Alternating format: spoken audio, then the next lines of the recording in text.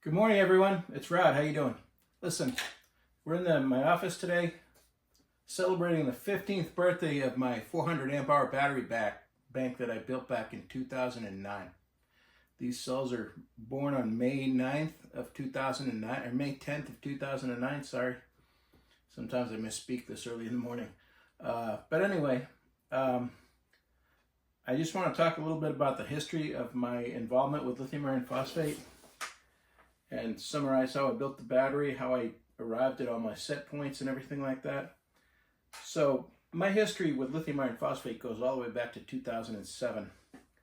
I had a couple friends in the EV industry who kind of were poking and prodding me at the time that there was this company in China making these lithium iron phosphate cells, and that I really needed to look into them for marine because they were quite amazing.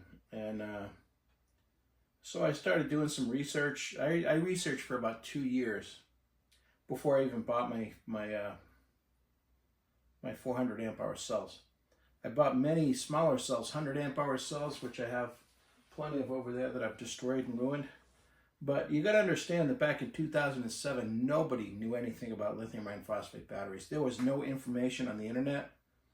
There was just this company, ThunderSky, out of China, and one other company that they had just sold out to called Sinopoly, and then another company called CALB, and that was it. CALB, China Aviation Lithium Battery Company, and ThunderSky, and that was about it. There were a couple other cell manufacturers, but they were pretty rare. And so ThunderSky, or Winston, and CALB really became the big dominant players, and then Sinopoly, after Winston sold out to them, they became somewhat of a player in the early lithium iron phosphate days.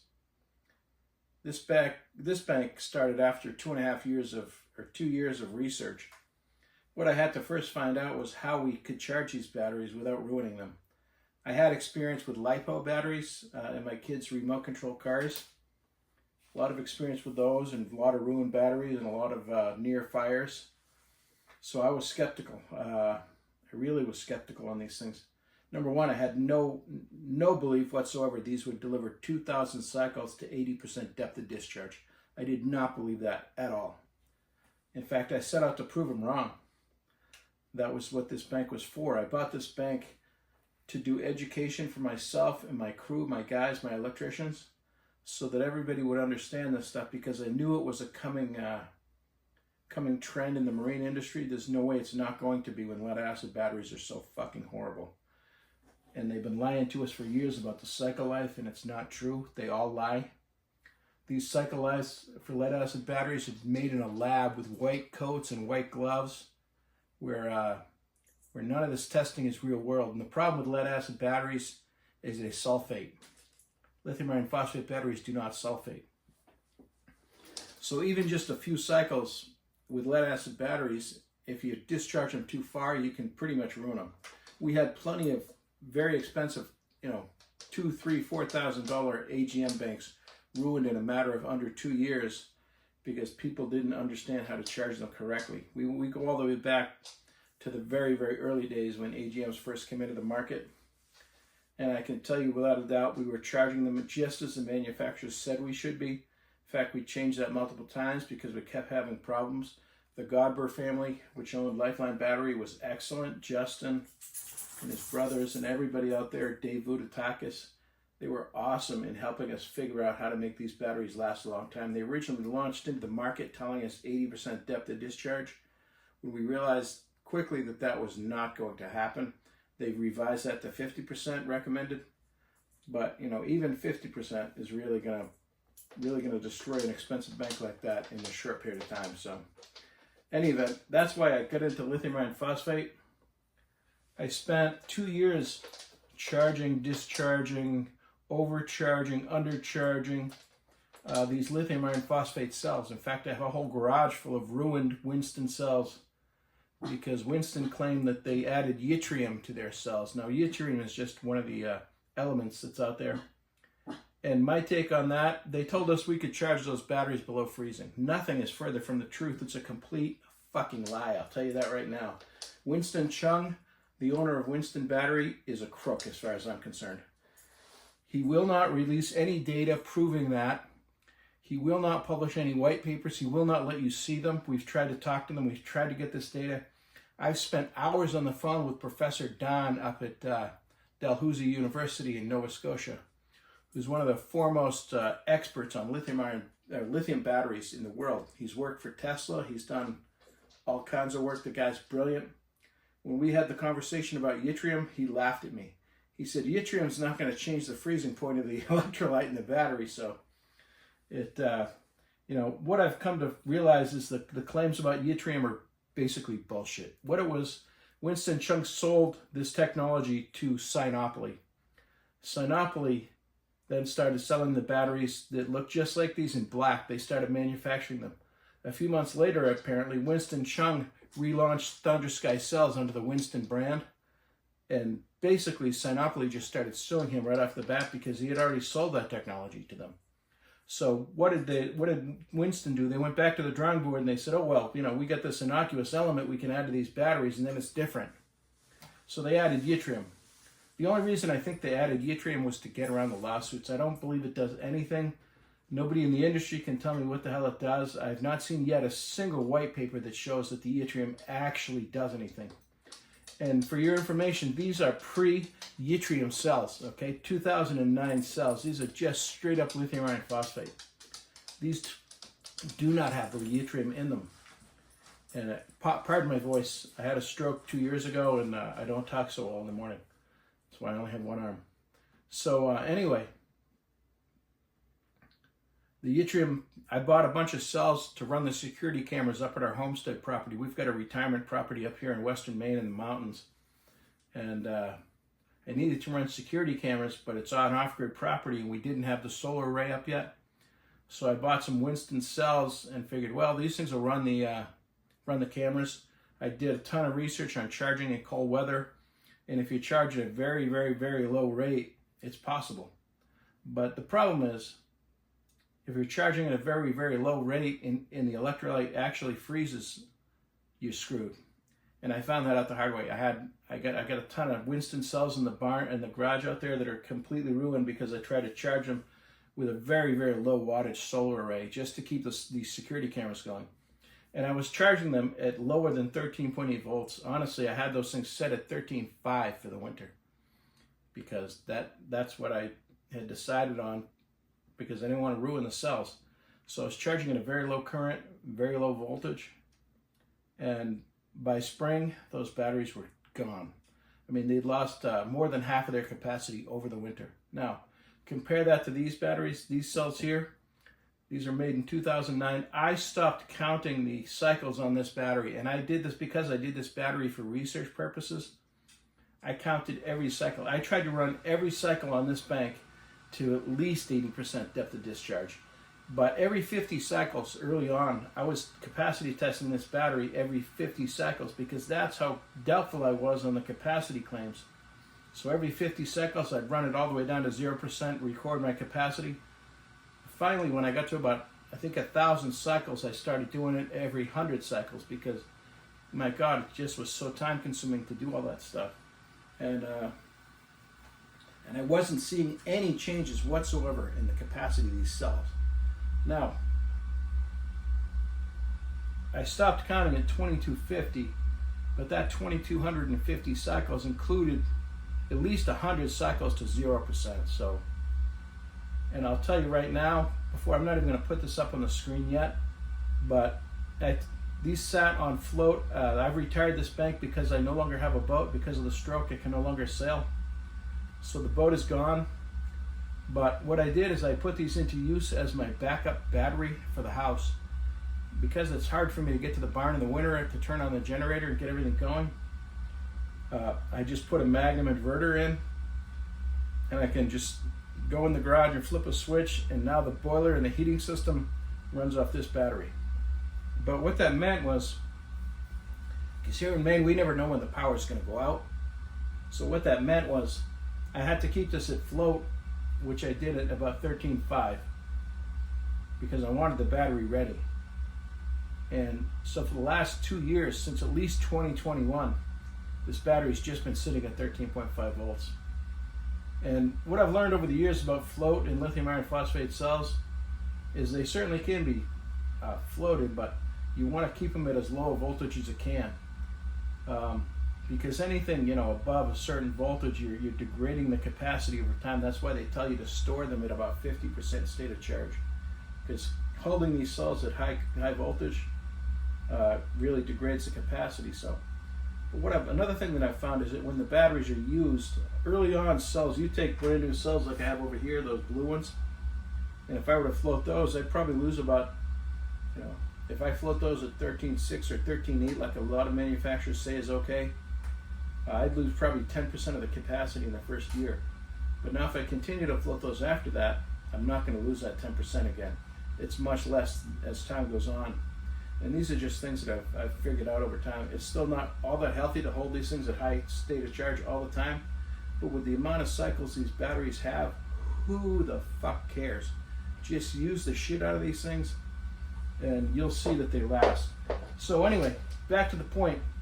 I've capacity tested this bank twice, and the reason that I did it twice after floating for 2+ years is because I've learned over time that sometimes when the batteries sit for a while, like if I don't use them for a few months, like in the winter, they kind of like stall when you do the first capacity test. So the first capacity test I did on these, charging them up to full, I'm using a JK BMS here, and I have one that's mounted in the cover of this battery, but that's out in the garage because I didn't want to have to bring all that in here, and I just use this one on my bench here, and I just wire up all the jumpers, and I top balance cells, and I balance packs when I'm building packs.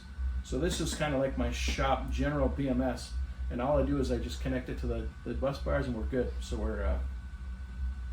so the reason I did 2 discharge tests is because the first one came in at 400 amp hours, just slightly over 400 point something. But what that means is this pack at 15 years old still has 100% of its rated capacity. Now that right there alone is freaking amazing. So on my second capacity test, I discharged it. This is my computerized discharger that I use. It's West Mountain Radio. These amplifiers get very expensive. I have 2 of them, but of course with one arm, somehow I nudged the other one off the desk and it's broken right now. I got to send it back for repair. So my max discharge right now with this is probably about 40 amps, but I do it at 30 just because I don't want to burn the thing out. So I discharge these things back down to 0 at 30%. I define 0 on this pack as 11.2 volts, by the way, which is not really 0. Most manufacturers say you can go to 2.5 volts per cell. I don't. I just stop at 11.2. So anyway, that is 400 amp hours on the first test to 11.2 volt cutoff. I then recharge the battery bank to 13.8 volts. Oh, and by the way, I have never charged this pack at over 13.8 volts. This pack, even when I was on my boat, in my shop, using my alternator test bench, which I did in the winter. This was the load for my alternator test bench for a long time. We used to manufacture alternators here. So in the winter, this would become the load bank for the alternator builds that we were doing. And so it sat pretty much discharge all winter, almost always at like 10% state of charge, if that. So that when we fire up the alts to test them, it would charge. So anyway, I've never charged this pack at over 13.8 volts.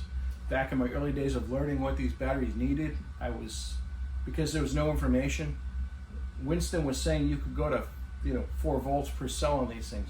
I started doing that with these test cells that I was buying, and I started ruining them so fast going to 4 volts. They were blowing up like balloons and getting destroyed. So I started to question everything that Winston was saying. And yes, you can charge them to 4 volts per cell, but you have to, once they get to 4 volts, you got to stop immediately. You cannot continue charging. And they've later reduced that to 3.8 volts. And now they recommend for charging 3.6 max, 3.65 max volts per cell. And when you have 4 in series, which these are, 1, 2, 3, 4, that makes a charge voltage of about 14.6 volts. I completely disagree with 14.6 volts. There's really no need to do that whatsoever. I charged this pack at 0.4 C on my boat and to 13.8 volts, and we never ever had a problem with not getting it charged fast enough. Basically, this thing will accept all of that 0.4C all the way up to about 98% state of charge, and then the last few percent, the current goes down, kind of like a lead acid battery, but much later in the SOC curve. And then, you know, when you've got all your charge equipment that has a minimum of an hour absorption, even with Victron, you got an hour of absorption. An hour of absorption on the pack like this at 13.8 puts you at 100% state of charge. There is no need to go any higher. So that's how I charge this battery for 15 years. In fact, for these capacity tests, I'm using my 60 amp BK Precision here. That charges to 13.8 volts. And I just walk away these days, and I let the amperage get down to about 0. So the second capacity test I did, I don't know if you can see it, it's on the screen right here. I got 413.437 amp hours out of it. So that is a 15-year-old pack delivering 413 amp hours. Now the previous test was 400. Now why did it go up 13? I don't really have a good answer for that. But what I've learned over the years of capacity testing, I don't know how many capacity tests I've done, but it's in the thousands. That these cells, if they sit for a while and you do the first capacity test, they don't typically deliver the full capacity. But when you cycle them one more time and then recharge them again, they tend to deliver more. So, and that's what happened here. I got 400 the first capacity test and 413.4 the second capacity test. And that coincides with a couple of years ago, before my stroke, my last capacity test. Before that, I even did, and I'll put these graphs in the video as well. I think back then these cells were about 415, 416 amp hours. So I really haven't lost that much by floating them. But again, these are mature cells. They're aged, they're broken in.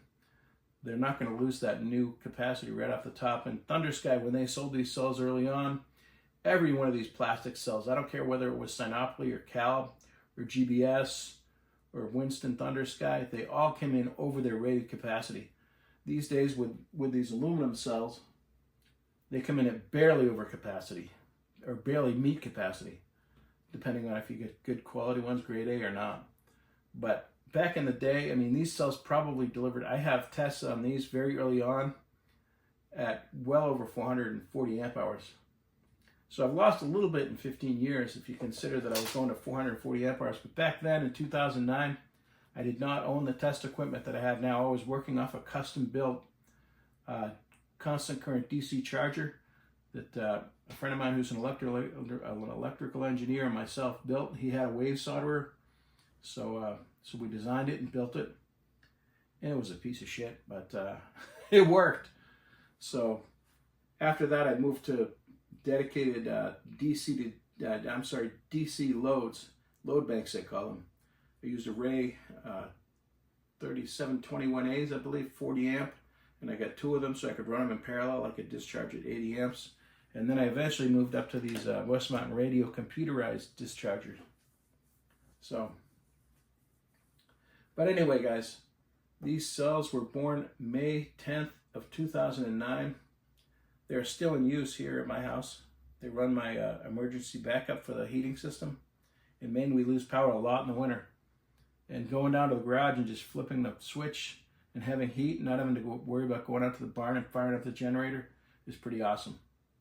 I was going to retire this bank after this video and give it to somebody. But with the performance of it, I'm going to hold on to it now because I fully believe I can make it to 20 years with this pack. If I continue up with my 13.8 max charge voltage and floating at 13.5 or less, I think I'll be fine. I think I can do that. And I think even at 20 years, I'll be above 80%, which is how they rate these. So what they say is you get so many thousand cycles to 80% depth of discharge. And then at the end of those cycles, you're still going to have 80% of the capacity of these cells left, not nothing. You only get down to 80% of your total capacity. These are still at 100% of rated capacity. But yeah, so the technology is fabulous. It's incredible. In fact, I don't think there's anybody that can claim on the internet they have an older, better documented battery than this. I've opened this up to everybody on the internet previously, and I will do it again. If you doubt my data, you are glad to pay for your own airfare or your flight to get here. You can sit in my office. We will charge this thing. You can watch the discharge. You can watch it right on the computer. I'm not hiding anything here. I'm blown away by the amazing nature of these cells. And yes, I think Winston makes a great cell, but I think everybody's making a good cell these days. I don't think Winston really has anything to separate themselves anymore. This battery bank here weighs about 130 pounds. I mean, I used lightweight aluminum here, square tube with 5/16 draw rods in it for the cell compression. This was back in 2009. Winston demands cell compression. There's a lot of data on the internet saying you don't need cell compression with plastic cells. I'll tell you right now, that's absolute bullshit. I have cells in the garage that are puffed up like balloons. These cells need cell compression, as do the aluminum cells. And you know, when you look at a manufacturer like Eve, like Epic uses in their batteries. Eve is a huge manufacturer of lithium iron phosphate cells right now. When they build their own batteries, they compress all the cells together so they can't swell too much. Because when they overcharge, they swell, they puff up. And I used aluminum to keep that. So that's, I mean, a 300 amp hour bank today. Well, that 460 amp hour battery on the bench over there, you can't see it. It's an Epic 460 Marine. That battery weighs about 98 pounds. It's 460 amp hours, but it uses aluminum prismatic cells inside instead of plastic. These cells are considerably larger and considerably heavier than what you can get today, but they're good cells nonetheless. But so anyway, that's what this video is about. That's my history with this battery. Yes, I've never charged it to higher than 13.8 volts. I don't see any need in doing that.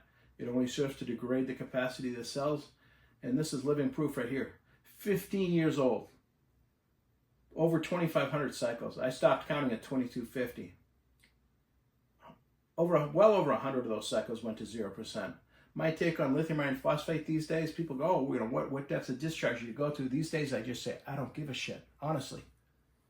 You know, on a boat, I would stop at 10% because you want to have a safety margin. And 10%, if you've sized everything correctly, a 10% safety margin is more than enough for you to get out of trouble.